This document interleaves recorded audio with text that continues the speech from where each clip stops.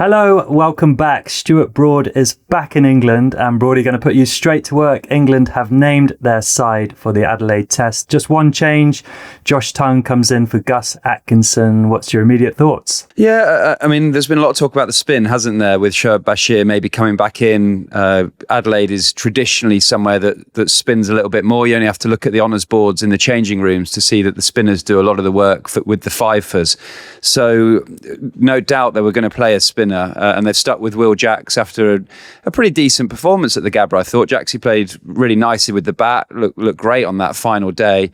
And he's got that sort of style with the ball that could suit. But Bashir's been in England's plans for the last couple of years. It feels like they've been sort of using him to build him ready for this Australia trip, but doesn't look like they're going to use him. You know, he played Australia A, 25 overs, none for 115. All the reports of people watching him in the nets. I mean, obviously Woody's been there, but people watching him in the nets, apparently he's not been bowling particularly well. So Will Jacks has got the nod. So I'm pretty comfortable with that. The change with Josh Tongue coming in for Gus Atkinson, I'm a little bit surprised on that, in the fact that Gus was that bowler that I thought would be really consistent in Australia, hit a good area.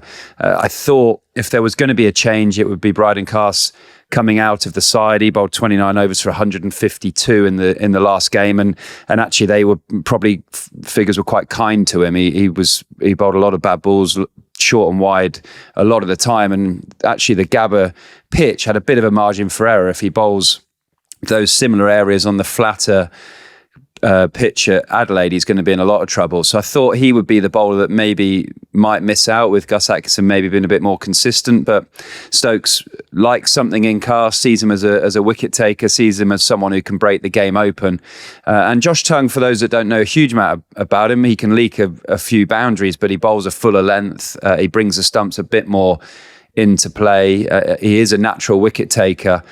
So I'd expect wickets to maybe fall a bit quicker, but I think the run rate might just sneak on the higher side. There won't be a huge amount of natural control. And what England will struggle with a bit at the Adelaide is the short pitch bowling, because they've gone to that plan at the Optus Stadium in Perth and at the Gabba, with Carse particularly.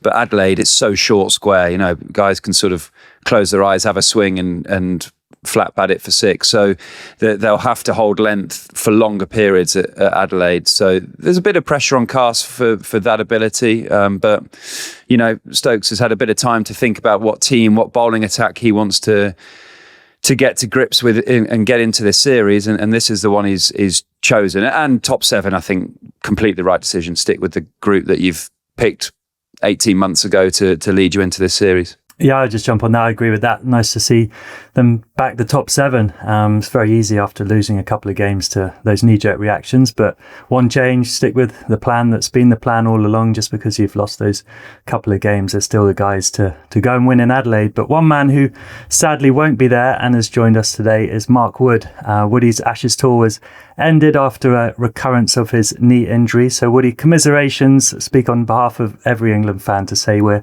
absolutely gutted to see you back home. But thank you for joining us. How are you? How is that left knee?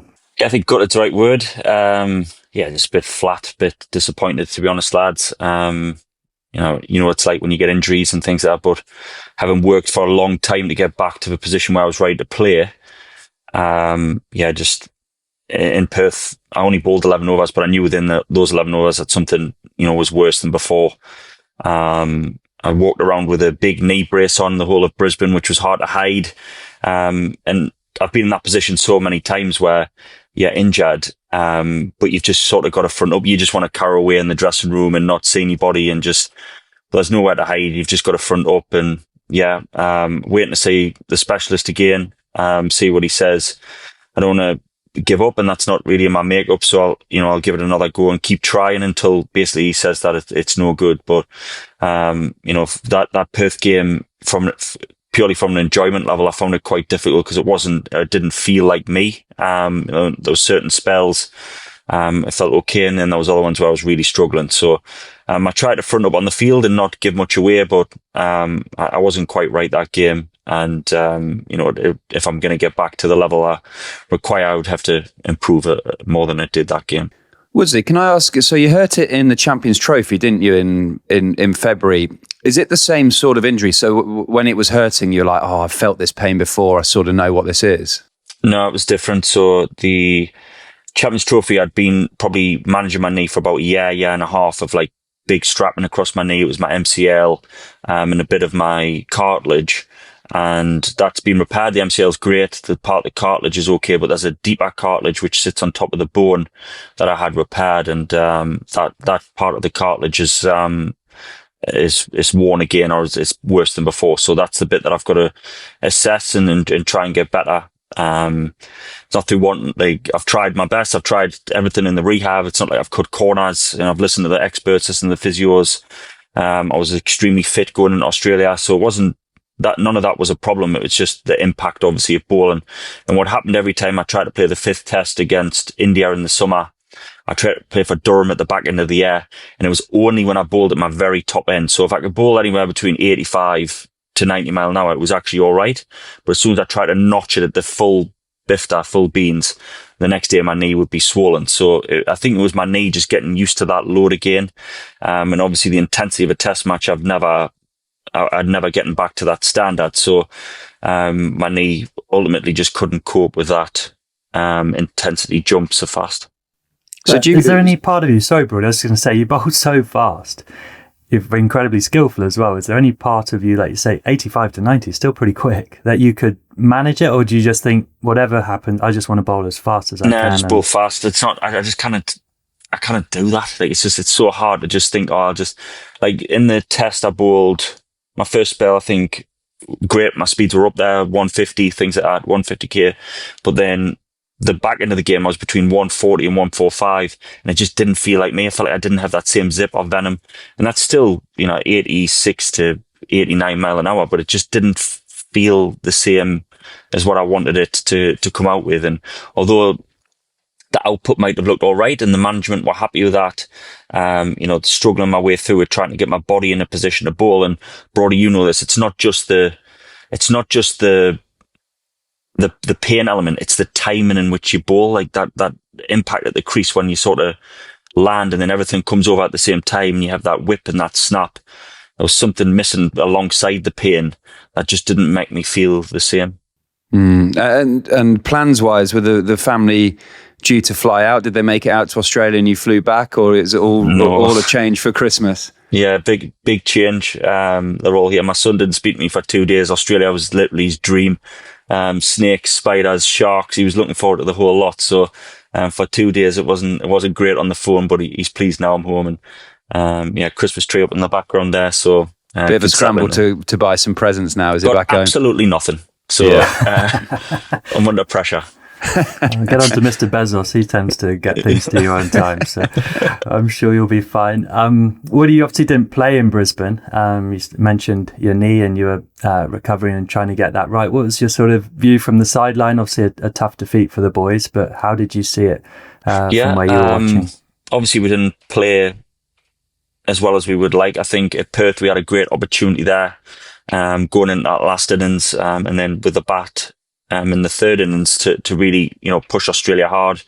Travis Head's played a fantastic knock. We haven't quite gotten that right. But then Brisbane, I think we didn't. There was large elements of the Perth game I thought we were the better side, and at Brisbane I didn't. Apart from day one where we've had, Rooty getting that 100 and you're thinking this is fantastic. It was a great feeling around the dressing room. Him and Jofra's partnership at the end give everybody a huge boost, but we didn't bowl well. That first spell, I think everybody can recognise that. And then although we clawed back the areas that we needed to bowl a little bit, top of the stickers, straight bats, straighter fields, the game had almost, we were behind trying to claw it back rather than being in front and reacting, rather than being proactive. So I think when I think back, Nessa and Boland were relentless, Stark, relentless in the areas that they bowled causes problems. I thought Stokes and Jacks, and probably how Jacks has kept his place was just by showing that fight and that grit, and looking calm and assured at the crease. I think going into this game, Joss and Broady, I think you'll remember the last time we were there. I'm not sure we'll be playing videos up on the screen this time. I think there'll be a little bit more, forget what's gone on. let's show a bit more fight and, really push back against Australia. There'll be moments where we can play that more aggressive brand, but I would say now, it's a time to, when they're bowling well, is dig in a little bit more and, play the rough with the smooth a bit more. Yeah, I mean, I was at the Gabba commentating on that final day, and I looked at Stokes. He had that, as soon as he crossed the line at 10:30, whatever time it was, he had that look in his eye that only Stokes gets at times, just so focused on it. He looked like he's going into his own little bubble, and he's going to show a bit of mentality, a bit of fight. And it almost looked a bit of a message to whoever, whether that's the press or himself or the team, of, I'm not just going to gift this game away. This is going to go deep into the day. I'm going to battle hard. He batted beautifully for his second slowest ever 50. His first slowest ever 50 was that amazing 100 he got at Headingley. And even when he got out, he punched himself in the face on his walk off. You see, he was really, really focused. And actually, I think exactly what the England fans wanted to see. When you've flown over, and even when you're watching from home, you want to see the team not just, we know the game had gone, but not defeated in that sense. It was like, I'm going to show everybody that I'm still up for the fight and we're still in this series. And part of it felt like maybe a little change of tact, a bit of, okay, we can't keep sort of losing wickets in what's the right word? Just like slightly softer ways or looser shots. There is a style that we can grind it out for a bit of time. We can soak up pressure, and then we can put the pressure back on the bowlers. And that's something we hear a lot from the change room is, yes, we like to attack, but we like to soak up the pressure. But it's probably not the thing we've seen from a media point of view of that.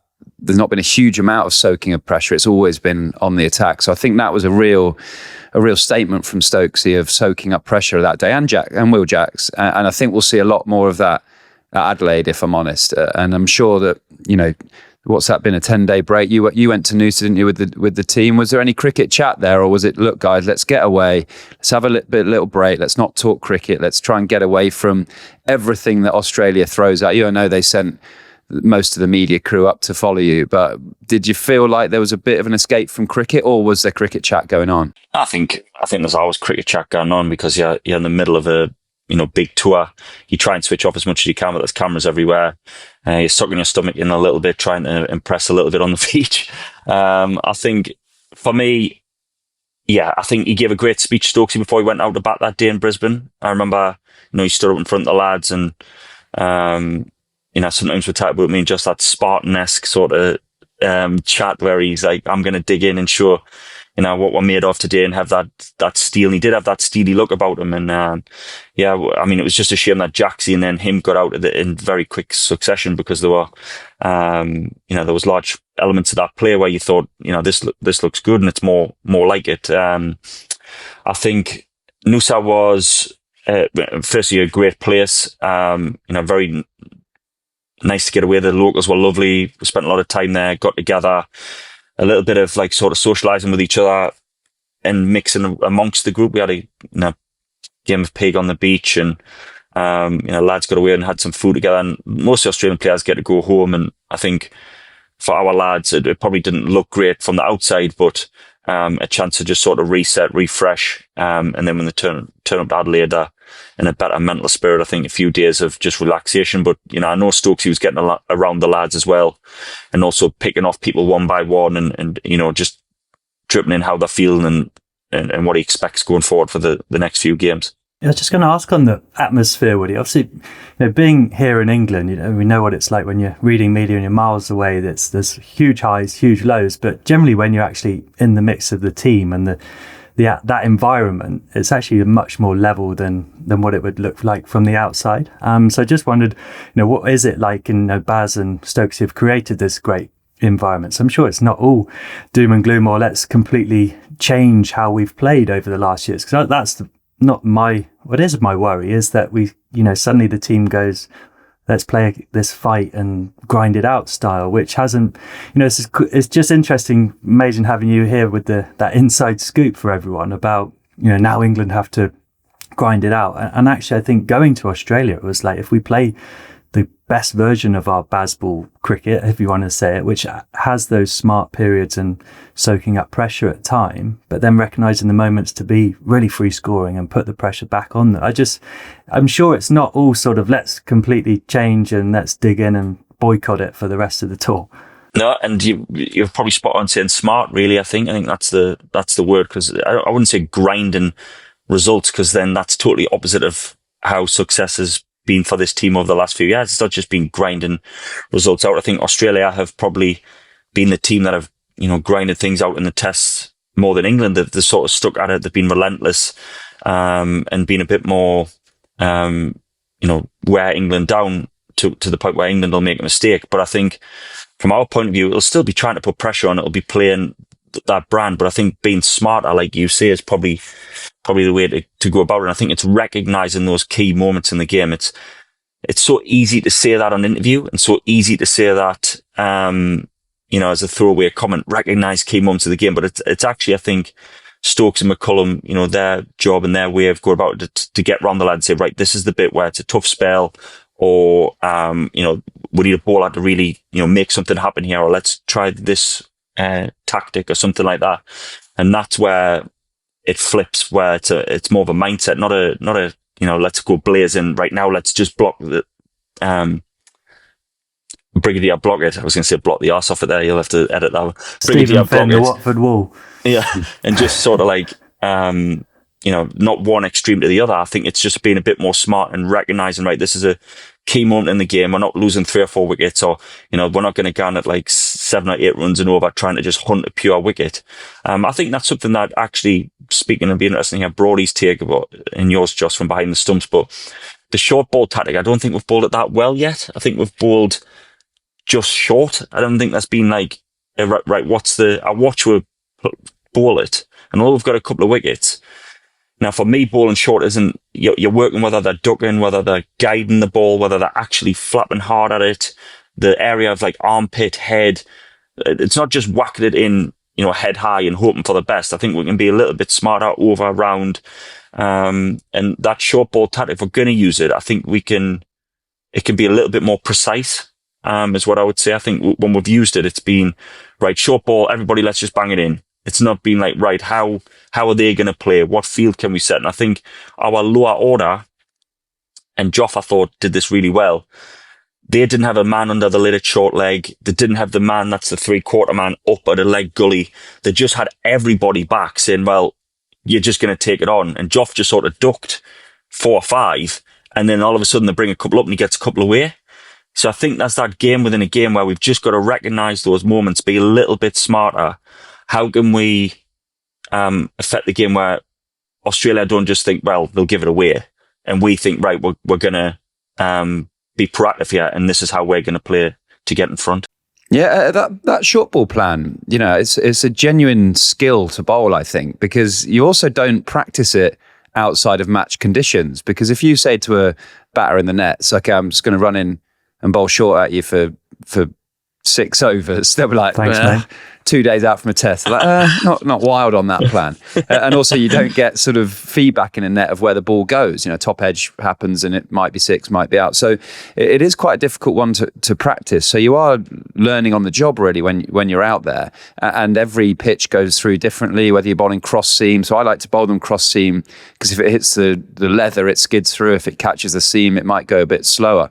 But the art of it is if someone's swaying, like backing their head away to leg stump, you need to target them more over leg stump and miss leg stump because you want them sort of getting inside. If someone's stepping across, then you can adjust your line further.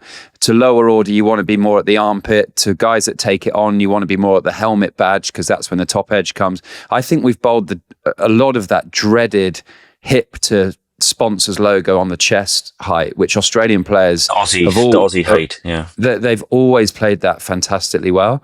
And one thing that's been really noticeable when you sit back and watch is the lack of communication within the bowling group. And I'm not saying at Perth, but you whipped out your experience of your 36 with however many test matches. You whipped that out. And Gus isn't a natural talker. We talked about this on the pod hose, didn't we? Jofra's not a natural talker or leader, and everything was going so quickly for him. So it was all on Stokesy. And actually part of recognising moments in games, it's not an ability just to pick that up on yourself. Some people can do it quite naturally, but it's a communication thing of, right, we've had 10 overs going at 6 and over. Let's calm down. Let's figure out what we're going to do. Let's have half an hour of being very quiet. If Travis Head or Weatherald's scoring quickly, get him off strike for a period of time. Let's make their brains think about something differently. And I feel like the short ball plan, that when we've bowled it, the bowler's just turning around going, instead of doing those little artistic moments in a bowling spell where you bring deep square leg in 15 yards and the batter thinks, I could clear him now. Or you put a short leg in, so you think, right, well, I can't duck because that brings that into play, so I'm going to have to take it on. And it's just little bits of moving fine leg finer when you're going to bowl one a bit higher because the top edge will go finer. And just the little bits of mental art that only really come when the bowling group are talking the whole time. And I just thought in Brisbane, it was a really poor bowling display. I think Baz even came out after the game and just said it was terrible. But what was worse about it is that no one was talking. No one was actually there's a part that I agree with Broady. And on the field, I certainly agree with that. I think off the field, David Sekhar and Baz and, Stokesy and Jeetan Patel, they're getting around the lads. I think sometimes as well, Joss, this could be a good question for you, but batters sometimes see things as well. And I think it's important. It's not just the bowling group, but like I know Duckett had come in at Brisbane and had said something the way someone was batting in that crease, the way that they were playing from an area. And I said, well, feed that back. That as a bowler, I want that feedback to say, right, how is he trying to play me? Or what do you see? Because as a batter, you'll notice technique or you'll notice someone's stance or, the way that they're thinking. So I didn't think it's just the bowling group. I think as a whole, I agree with you, Broady. Yes, the bowlers, that bowling group maybe isn't the most chatty with each other, but like, Stokes is a real leader in that, but we'll kind of keep looking just purely to him. Kind of just be like, Stokes, what we're going to do now? You're going to be captain, but what we're going to bowl? And like, there's got to be an element of each other. And I think the batters can jump in that as well. Do you think, Joss, or? Yeah, no, I think you're right. I think when teams are, at their best and it's all flowing, there's that very natural communication. Obviously, a wicketkeeper's a good person for the bowlers to speak to. They're picking up different cues, got another different viewpoint. The balance is always sort of, how much is the right information? How much information? Because sometimes you're playing teams and go, we need to communicate more, lads. Now we've got 11 blokes all running around with ideas, and you sort of lose that. But we've spoke about it on this as well, Broady, how batters and bowlers, that communication is, to speak to the opposite skill, because that's good. And I do think it's again where we can feel like you're highlighting all these moments and making them bigger than they are. It's just these subtleties and these little things. And sometimes I think when you get dragged into the big picture and you get dragged into, the state of the game, or of course, if your fielding's not going as well as you'd like, and say you've dropped a catch, you go a bit quiet and you can talk about how you need to act almost and act as if nothing happened and really just show that with your body language, which I think this team has been brilliant at over the years. I think if you turned up and watch the side play and you didn't know the score, most of the time I would say this team's doing well and playing well. But so I think when you can get dragged into, God, if we lose this one and then it's 2-0, when you're doing that on the field and you just sort of lose that, right, what do I need to do for the next 10 minutes, 15 minutes, half an hour? Have I got some really good information I can share? And in great teams like that, which this team's been together for a good long period. So those relationships are there. They're a very tight-knit group, but it's just when that pressure comes on, it's not going internal, is it? It's actually thinking about your own game. It's right, what can I do to help somebody else? And it's actually something that tends to then help your own game when you start just taking away the focus on just you. So whether you're the wicket keeper and you can say, Woody, I think if you bowl this line or this length on this wicket, or he just looks like he's shaping up to take you on a bit more now, as opposed to duck or sway. Those little things when you're running between the wickets. Broady, you mentioned the bowlers being close to each other, but I just think sometimes you can get, when the game's not quite going for you and you think that big picture, you get dragged away from that immediate sort of idea of, right, what is it that we need to do? And I think they're the crunch moments that probably Stokesy's talked about in his post-match stuff, wasn't he? He was very clear and so quite emotional and animated. He always wears his heart on his sleeve, but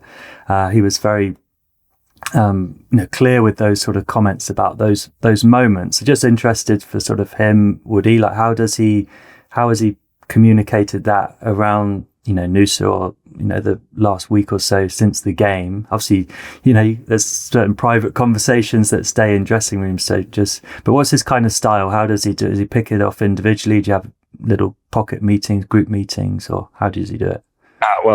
This team hasn't been one for massive meetings. I think, you made a great point there. Actually, let's not blow things up, massively. Last game, if we take catches, the bowling performance, yes, wasn't great, but that then looks very, very differently to how the whole game shapes up. So, there's elements, yes, we could improve on, but I think, picking people off, having those one-on-one chats, checking in with people, then in a group scenario, it's like you two, especially when we're getting to that huddle, or you're in the dressing room together, the coach seems to speak unbelievably where you have belief again for the next day. So it's not just like, right, we've had a tough day today, we've got X, Y, and Z to improve for the next day.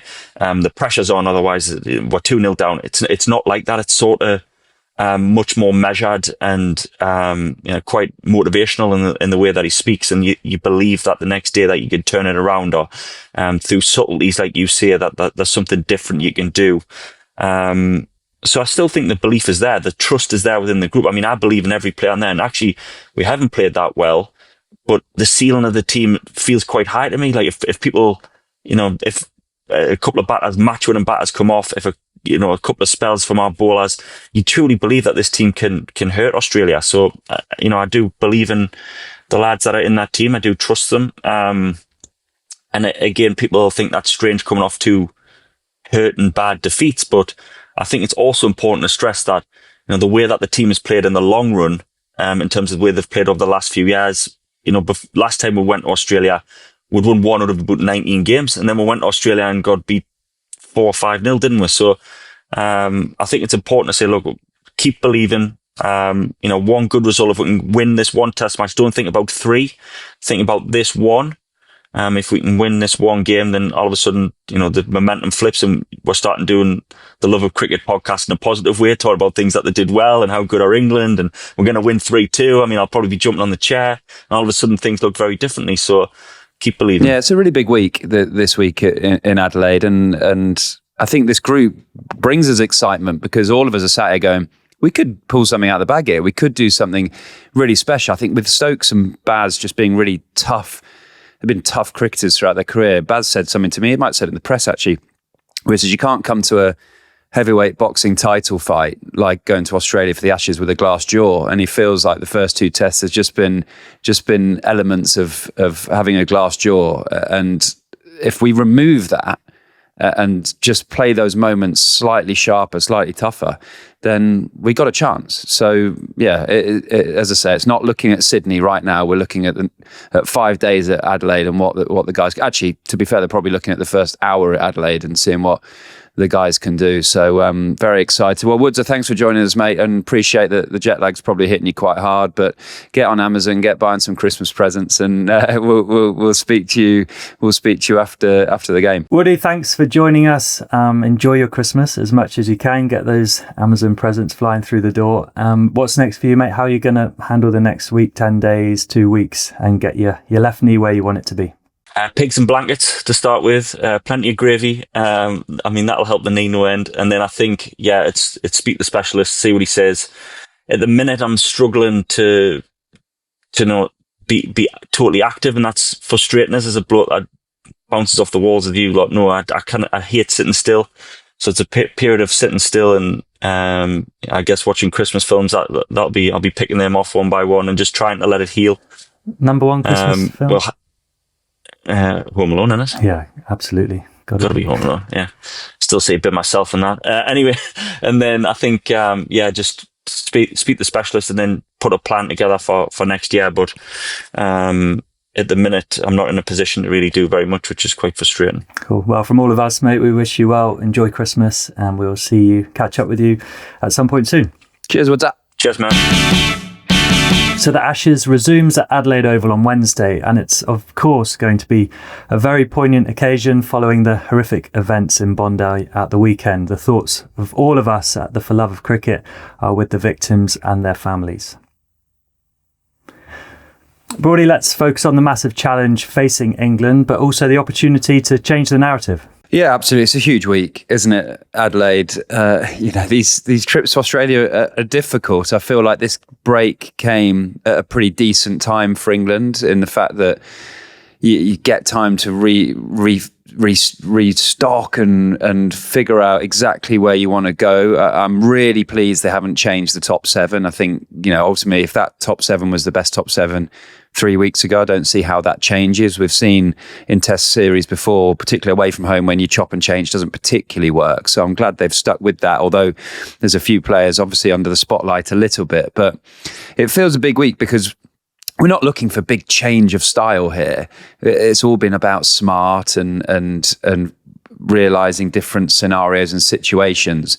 So I think the public, the fans, and obviously Stokes and McCullum will be looking just for those moments in test matches where the players just stand up a little bit, and we'll see a different style. I'm sure the Adelaide pitch will be flatter and truer for the batters. We see big scores normally at the Adelaide Oval, although it's a red ball instead of a pink ball. Brisbane and Perth nipped around, so we'll see a more batter-friendly, style, I think, this week, and the bowlers will have to work hard for their wickets. So I'm really excited to see what England produce, because they've had time to reflect. They've had all their meetings. They've got to Adelaide. They're doing their work in the nets, not over preparing, but doing their work in the nets and getting ready to go. So I'm excited for this week. Yeah, I'm excited too. And I was just thinking back to sort of my time as a captain with England. The World Cup in India 2023 was really difficult, and it sort of snowballed out of control, really. And I didn't handle it as well as I should have as a captain, and just couldn't quite get it right.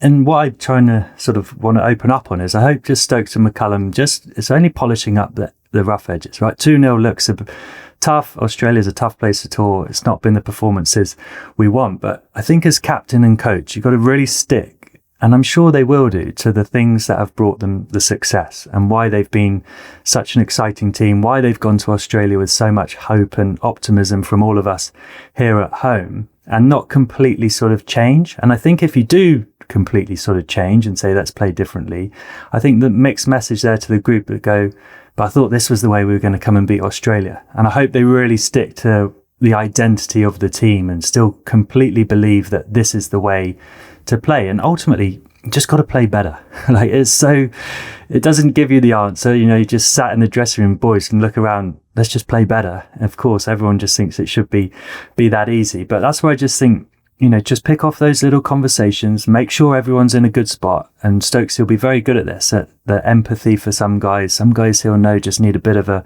niggle and a push to say, come on, you're better than that, aren't you? And that sort of fires you up. And someone else might need an arm around the shoulder saying, you're still my man. Like, you got this, and that kind of thing. And I probably mistook in my time as captain sort of freedom and giving people sort of freedom and less information I sort of thought that was a good thing, whereas I probably didn't just pick up maybe more on those little conversations. I thought if I have these conversations or have a big meeting, I'm sort of looking like I'm panicking, and then I'm telling the boys what to do, whereas I wanted to give people freedom. So I didn't sort of do anything. I got stuck in the middle, really, whereas I didn't give them freedom and I didn't give them clarity of my message. And that's what I think McCullum and Stokes will be doing well. And also in positions of leadership, you need to inspire people. And Stokes and McCullum are two of the best at inspiring people, I think, with words and actions. So I'm sure they can come into this week, like I say, with a nice break, be very clear on what they want to do, polish up a few on the,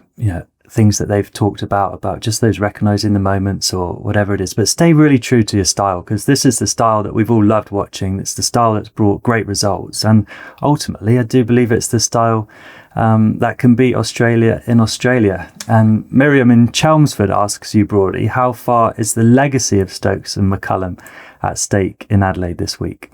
Gosh, big question. Big question.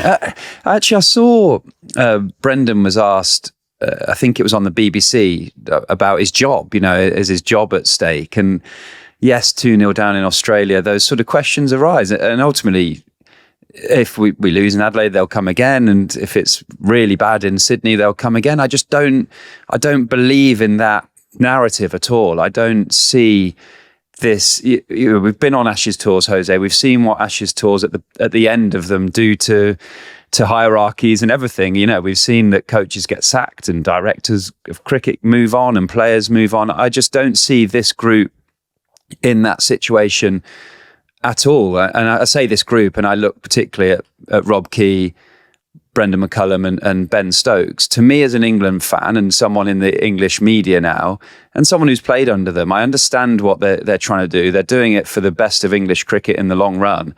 And ultimately, Brendon McCullum's contract's till the 27 World Cup, 50 over World Cup, I think. Well, to me, he sees that through. This is a journey to that. I don't think I see the end of the Ashes if we lose it, as an end of the game. I think what they've done for English cricket is superb. What they've done for the entertainment of it is brilliant. The players love playing that particular style. Rob Key's doing brilliant work behind the scenes on different coaching styles and the bits that we necessarily don't see. And what I fear, I know that I'm talking very prematurely here. We're talking about the legacy of Stokes and McCullum, but and ultimately we could win this series 3-2. I might just have to delete this little segment, but if we do lose and the pressure comes on their jobs, I fear a domino effect. I definitely believe that the grass isn't always greener. I fear if Rob Key got removed from his position, then Baz would go, do you know what? He's the one who gave me the opportunity. I'm going away. Baz doesn't need the job. He's doing it because he wants the best of Test match cricket. I fear if Baz then buggers off, then Stokesy probably goes, do you know what? He's the guy that I want to work with. I'm going. And English Test match cricket is far better with Ben Stokes at the helm, in the team, doing what he does. And I see definitely this journey continuing till the 2027 Ashes series in England. That this is the journey that they're going on. Ultimately, I wrote a couple of bits on my phone. Ben Stokes captain 37 Test matches, won 22. For clarity, because you can quite easily go, Bazball aren't winning enough games. Yes, they've not won the big series necessarily against India and Australia, but that win percentage is among England captains greats, really, is better than Root, Cook, Strauss, Vaughan. We're talking about one of the great England captains in Ben Stokes here. It's just very easy to get in a period of time of a couple of weeks and go, it's all gone to pot, we're not playing well, get rid of the lot, wipe the board. Was actually what they've done. What Ben Stokes has done, he's up there above the great England captains. Michael Vaughan's classed as a brilliant England captain, and his win percentage was 50%.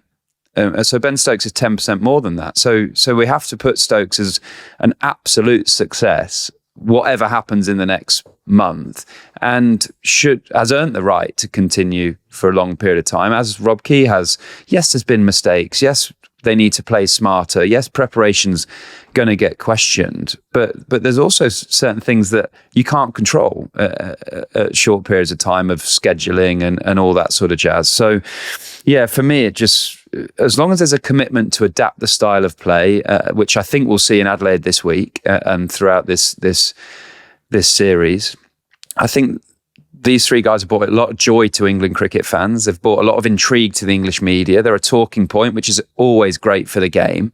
Whether you win or lose, we're talking about it and we love talking about it. If you bring in another group of people, is that going to make a big difference to what's happening? No, in my opinion. And these guys are brilliant to have around. Ultimately, the players love playing Test match cricket. In a world where you're probably losing out financially to play Test match cricket now, you can go and play loads of different T20 leagues and bump up your salary way more than you can playing Test match cricket for England. So you have to make playing Test match cricket a joy and one of the greatest pleasures of these players' lives. And I genuinely believe Stokesy and Baz are doing that. These players are loving being in that environment. And I think that continues whatever the result. It might be 3-2 England, and this is not even a conversation, but already a question has been thrown to Baz on his future, which I don't like. And if it's 5-0, I'm going to be in Sydney going, these guys have to carry on. It's the right play for English cricket. I thought I was just going to let you keep going there for 10, 15, 20 minutes on this passion. Yeah, what was the question? I don't know quite how we've got to this conversation. I'm like, how is anyone, yes, we're 2-0 down, but it's not. How is anyone questioning that? But yeah, I think You did a great job of that, and I was going to just let you go. So, but no, we need to just bring it back to Adelaide. Let's get to the first morning. Let's get to 1 hour into this third test match and not look any further ahead than that. The only team to come back from 2-0 down was Bradman's Australia. But winning every game, can that bring the best out of England this week?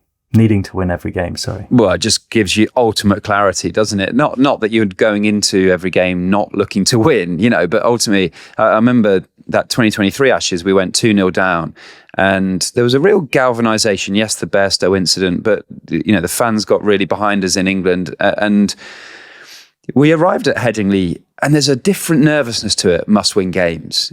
You're really on edge. Every single moment massively matters. And that brings the best out of some players. It also makes some players sort of a bit nervy and not be able to perform. But I look at these players of maybe it will bring the best out of Harry Brook. Maybe it will bring the best out of definitely Stokes, Root, maybe Crawley. So... these must-win games are really exciting, actually, and you know how much each session matters, and you grab that second new ball and go, right, let's break this game open. So I think it can bring the best out of England, and it has to. England have to win this game. And actually, having been in Australia the last few weeks, there's a feeling that. I'm not saying Australians want England to win this game, but there's a feeling of this is such an intriguing series. Let's keep it alive. Let's get to Boxing Day with still a bit of edge on this series. So, I really hope for the good of the series, England produce this week. Yeah, I'm sure they will. And there's no reason why they can't. I was just thinking back, we had Woody obviously on the pod earlier in 2019 World Cup. We had a bit of a blip midway through that tournament. And they actually had quite a big team meeting, which was not the norm for us. But various players in that room just voiced some of their feelings, and I found it just such a great release of pressure to hear some of the guys go. Certain people said, do you know what? I'm feeling really nervous about this must-win situation. We built up to this for 4 years and now we're in this position where we've got to win 4 games. And I think even just saying that and telling your mates that I'm a little bit nervous was a big release. And then you had other guys. I remember Jason Roy just being so clear and just saying, boys, we win 4 games, we win the World Cup.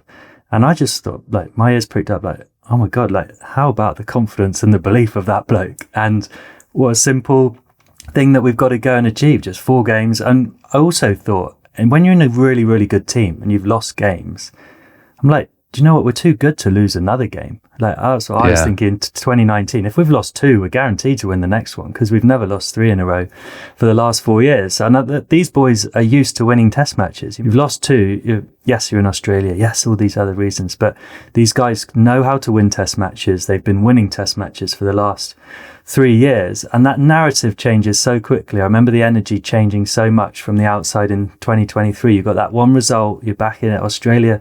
The closer you get to needing where you want to be, and sort of you're nearly at the finish line can sometimes be the harder bit and you get a bit tense.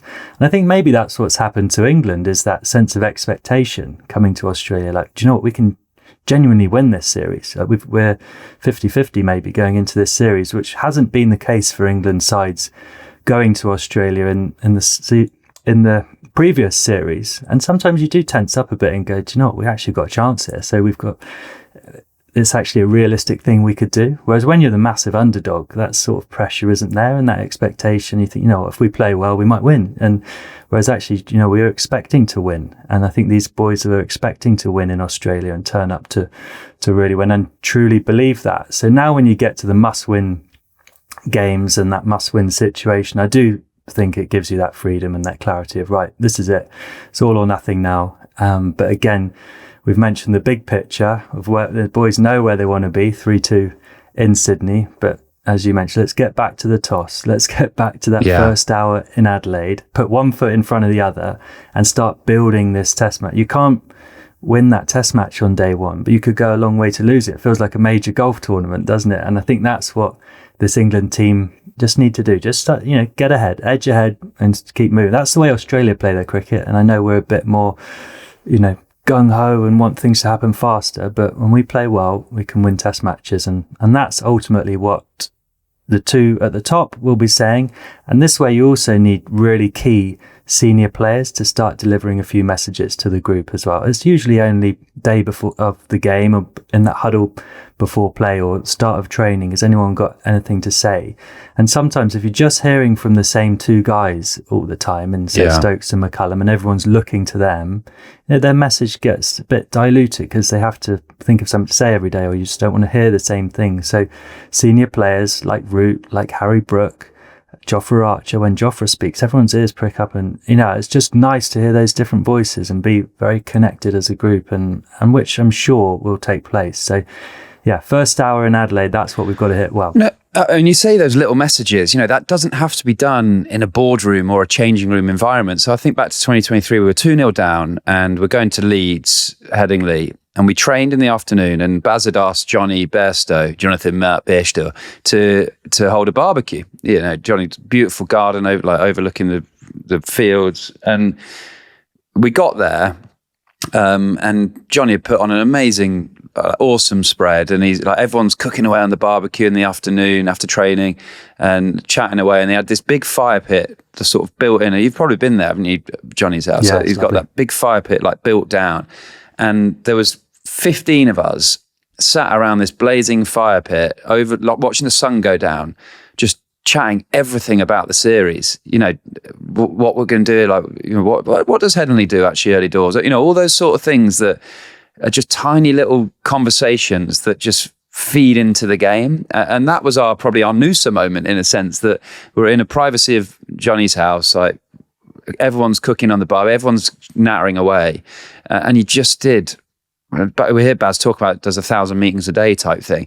We just did so many little team meetings, sat round chatting away, and that we went into that Headingley game so clear of what we were looking to do, and we got over the line. And I wonder whether Noosa has had the same effect on the boys as Bairstow's barbecue.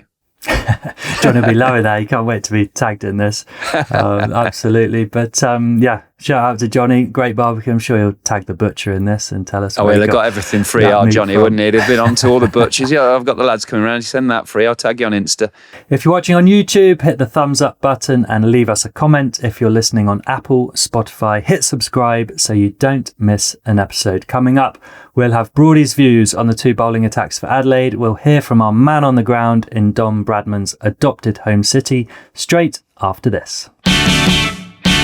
It's Christmas, Broady. What a great time of year to get yourself our special For the Love of Cricket wine case. And our listeners can get 25% off our case right now. Just add it to your basket and save on your Christmas wine. I love Christmas and wine. I love pairing the food and the wine, starting with a sparkling wine in the morning, maybe a white, with the starters, a bit of smoked salmon, and then when the main event arrives with the turkey, I always go for a lighter red, maybe a Beaujolais or a Central Otago Pinot Noir. So I love that match. Follow Laithwaite's on Instagram. They do some great recommendations of different bottles of wine to match with your food over Christmas. And I love that feeling of matching your wine and food. Very good. And Laithwaites are getting into the festive spirit, Broady. New customers can get 30% off their site this Christmas when they spend £95 on anything across the site. So pour yourself a festive glass, settle in and join us. For the love of cricket and a good bottle of wine with Laithwaites. Broady, you were part of the last England Test team to win in Adelaide in 2010. Is that a ground that will suit this team? What are the key things that the bowlers and batters need to do better there?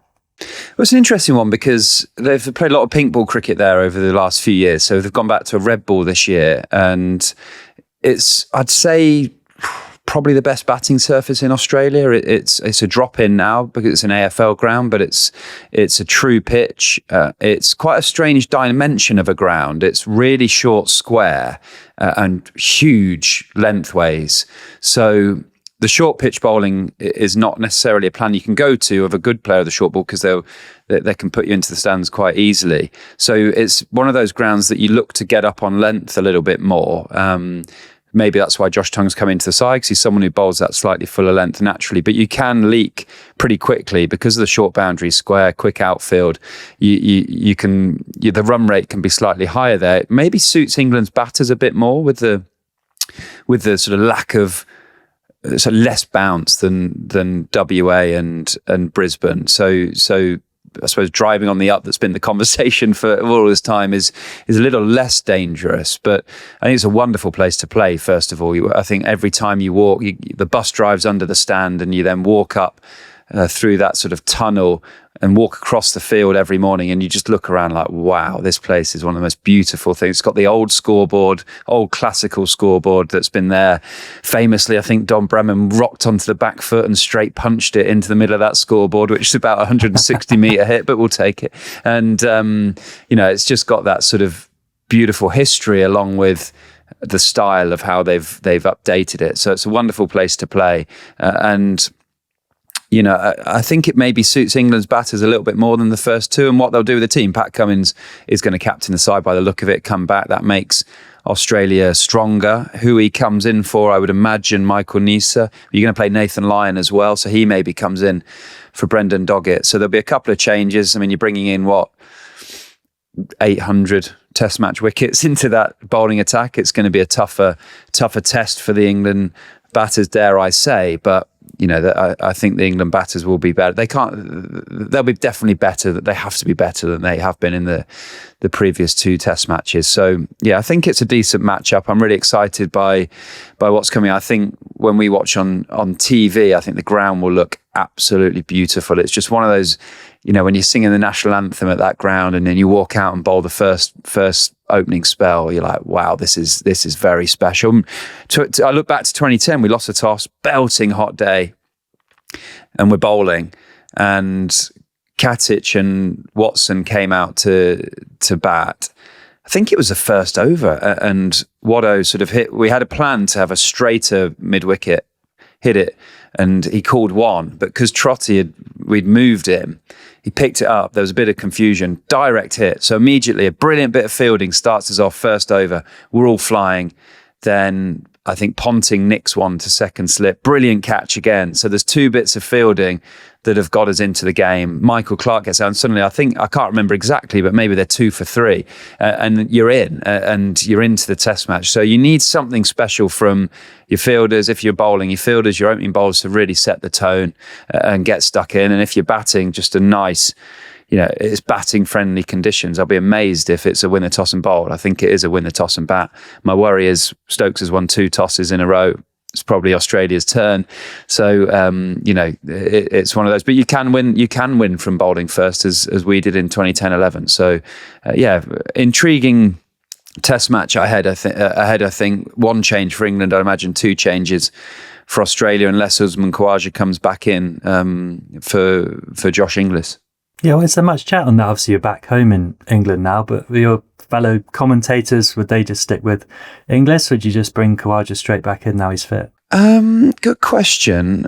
I mean, Inglis didn't get any runs, did he? So I suppose it makes it easier to bring Usman Khawaja back in. He's had a lean time of it, Usman Khawaja. There's been talk about maybe bringing Khawaja back into number 5 and leaving Travis Head up top. That would seem a little bit strange to me. I think you'd probably just bring Travis Head back to 5 and put Khawaja up at the top. I think that, if that was their best team at the start of the series at the Gabba, then surely it's their best team, best batting lineup in Test Match 3. So I would expect Khawaja to come back in, opening the batting, Travis Head down to number 5. Australia, they've always been that earn the right, stick to selection that we're used to. And I think Khawaja has probably earned the right to come back into the side, although he's had a pretty rough test match at Perth. Yeah, that's fair enough.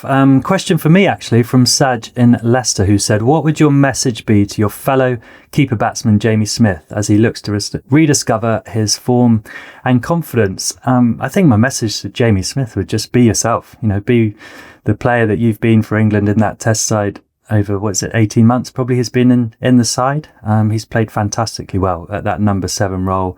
He's played some great innings for England. He's kept very tidily in that time. Yes, he dropped a catch and didn't go for one in Brisbane, and that can happen. But as we've talked about with Ashes series, how it can just blow things up way bigger than any other series. Suddenly there's more eyes on you, and And Jamie Smith is quite an unassuming character. It's one of his biggest strengths, actually, is he looks pretty unflappable, not huge histrionics as there are sometimes with wicket keepers who charge around and are extremely loud and annoying and very smelly in the corner of a dressing room. He's quite an unassuming guy, goes about his business, real quiet, steely confidence about him. And that's the misconception, I think, that maybe some people are looking at him like, his body language is down or he needs to... Is there a steely confidence then? Because I look at him, I don't know him at all, and I look at him and go, gosh, is he a little bit scared of this? No, I would say the complete opposite. He's almost, I'd say, just not overawed by it at all. So I just don't think he might look like he doesn't have the energy or that, but I think it's one of his great strengths. And at times we spoke about, and I thought Brad Haddin and Pryor spoke about this quite well as the wicketkeeper, you might need to do some acting and get the boys going and charge around and demand the ball and go a bit loud for half an hour just to bring the boys up. That is the job of a wicketkeeper. And, I'd be quite a quiet wicketkeeper, I'd guess, but there's different ways you can do that just with body language. And at times you do need to act a bit and it might not be your natural personality. But no, Smith's got a real strong, steely confidence. I don't think he'd be doing what he is doing and has done for England if he didn't have that. He's an explosive, game-changing batter.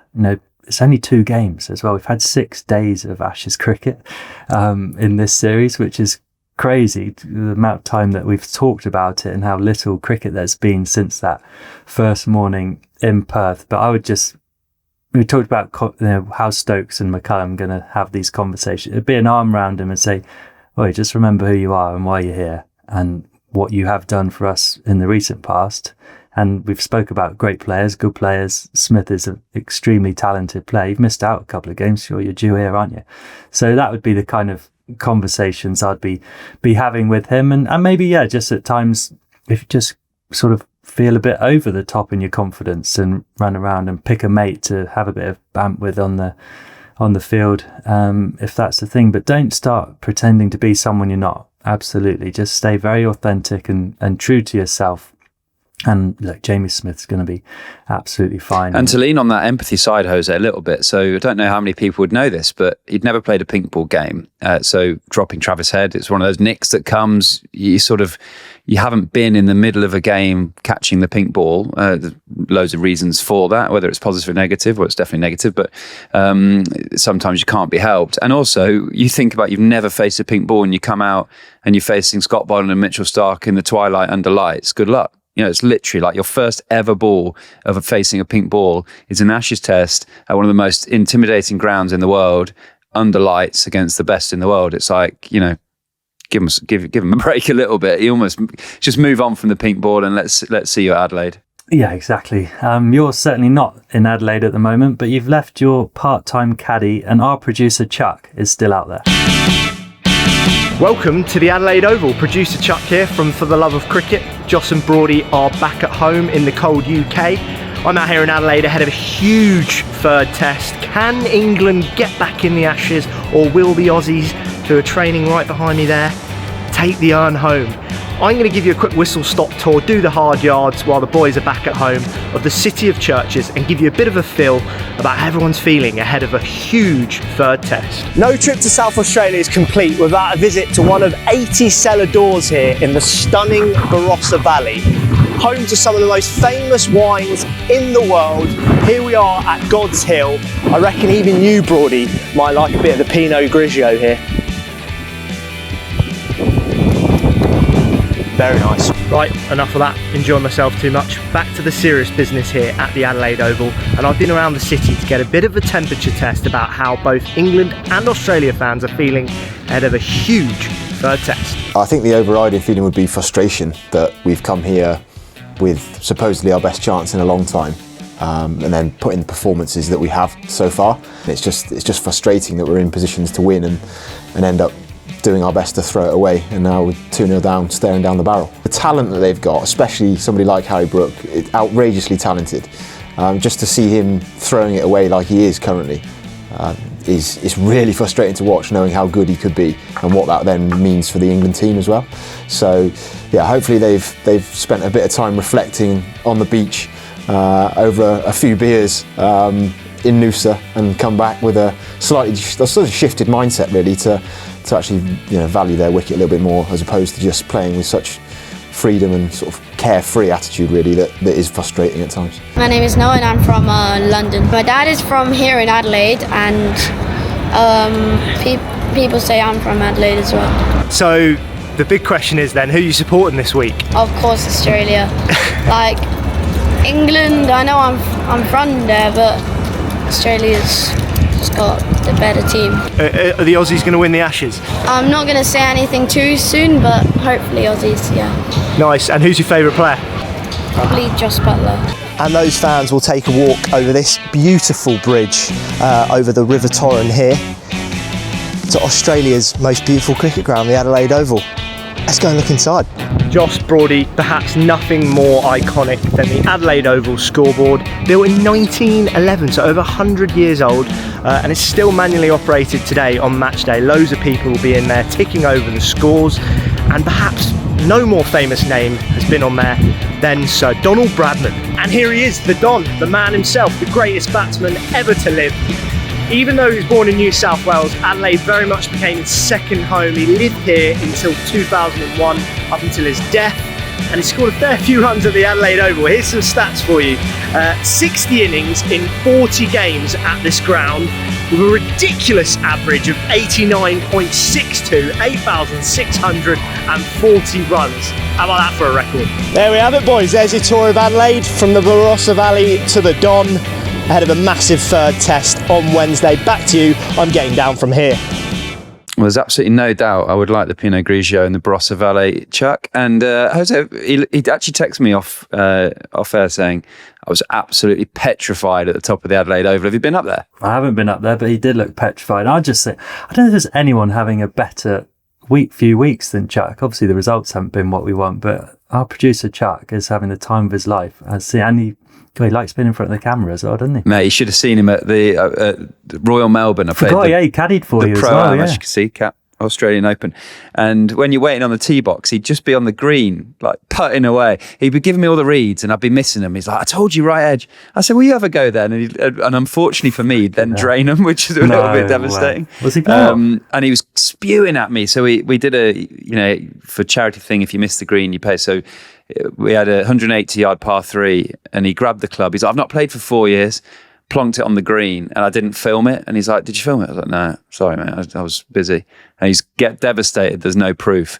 But no, he's having a great time, to be fair to him. And long may that continue. He has loved his energy there. Broady, you're back to being a dad this week with one eye on the cricket. I'm sure there's an early Christmas. Actually, I just wanted to know, when you've been in Australia, you get back to a damp, dreary, horrible England. What snack are you straight in the cupboard for? And this is what I've really missed. What's much better than a Tim Tam that's at home? Oh, great question. Yeah. I love those M&S thick chocolate biscuit, round chocolate biscuit. Oh, yeah, sensational. I love a cup of tea with a chocolate biscuit, but in Australia with the sun, you just don't get the same energy from it, do you, for some reason? So a little brew, chocolate biscuit, and I've got a big week ahead actually. We had Liliana's first birthday party with the family yesterday, big cake, and got that for the week now. So it was pretty tough couple of weeks with Christmas coming up. I think there's going to have to be a bit of a change of tact in January, but we'll see. Yeah, hopefully someone's bought you a big T-shirt. No top off when you get back to Melbourne. But with you back here, we're going to be bringing in a couple of capable stand-ins in case you have to skip the odd one of our daily roundups. So give us an ad-lib about the Aussie opening partnership of Hayden and Langer, your Channel 7 colleagues. Oh, we've got the greatest opening partnership of all time joining us. Justin Langer, Matthew Hayden, honestly, legends of the game. I've spent some great time with them, with the Channel 7 team. They're just awesome. They are, I'd say, like addicts of the game. They absolutely study it. They love it. They want to still be playing. When Archer was sort of charging in, bowling his quickest ever spell, you could see Haydos just like, give me a bat. I want to get out there, charge him and pull him through mid-wicket. They just live and breathe every single moment of it. And they'll be great additions throughout the Adelaide Test match.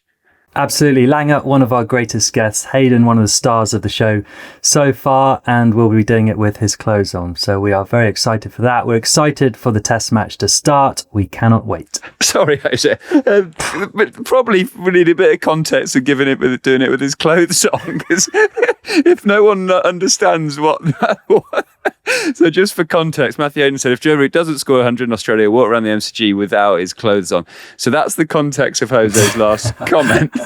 He doesn't usually do podcasts naked. But he's got an OnlyFans channel, apparently. On that note, we'll see you on Wednesday.